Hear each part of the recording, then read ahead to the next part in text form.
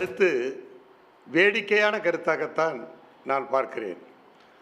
தமிழ்நாட்டு அரசியலை பொறுத்தவரையில், குறிப்பாக 2026 சட்டமன்ற தேர்தலை பொறுத்தவரையில் தேர்தல் களம் அனைத்து இந்திய அண்ணா திராவிட முன்னேற்றக் கழகத்திற்கும் திமுக திராவிட முன்னேற்றக் கழகத்திற்குமான போட்டியாகத்தான் நிச்சயமாக இருக்கும்.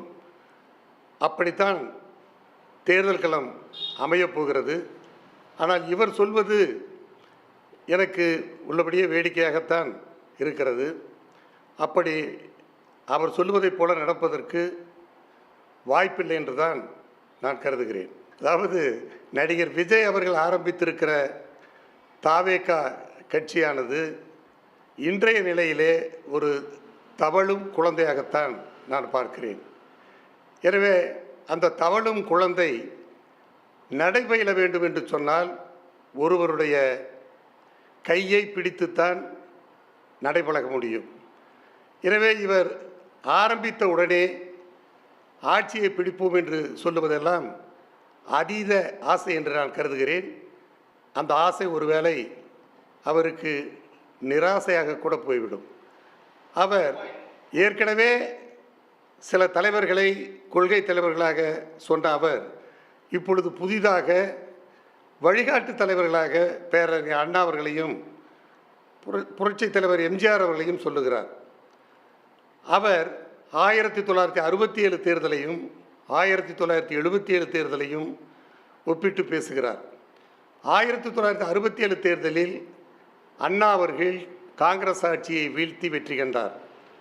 அதுவும் அவர் கூட்டணி அமைத்துத்தான் அந்த வெற்றியை பெற்றார். அதேபோல் புரட்சித் தலைவர் எம்ஜிஆர் அவர்களும் 1977 கூட்டணி அமைத்துத்தான் திராவிட முன்னேற்றக் கழக ஆட்சியை வீழ்த்தினார்.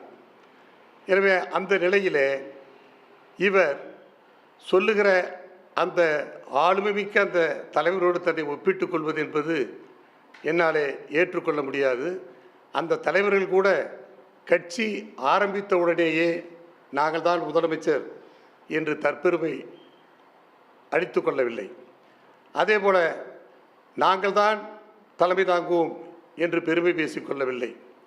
ஆனால் இவர் இப்பொழுதே தன்னை முதலமைச்சராக தன்னுடைய தலைமையில்தான் மற்ற கட்சிகள் என்னோடு கூட்டணிக்கு வர வேண்டும் என்றெல்லாம் சொல்லுவது, அதாவது கொட்டி கிடக்கிற செங்கற்கள் கோபுரமாகிவிட முடியாது. எனவே 2026 சட்டமன்ற தேர்தலை பொறுத்தவரையில் பொதுச் செயலாளர் இபிஎஸ் வெர்சஸ் முதலமைச்சர் ஸ்டாலின் என்ற அந்த போட்டிதான் இருக்கும். அவருடைய அந்த கருத்து.